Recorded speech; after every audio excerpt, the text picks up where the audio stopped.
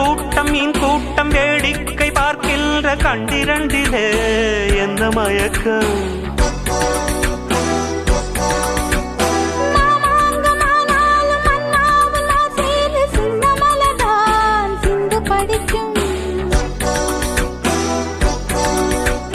கையோடு கை சேரும் கல்யாண வைபோகம் கண்டு கழிக்கும் காலம் பிறக்கும்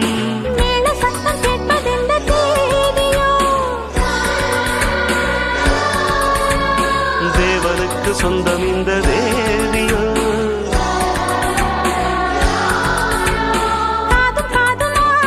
காதல் மந்திரம்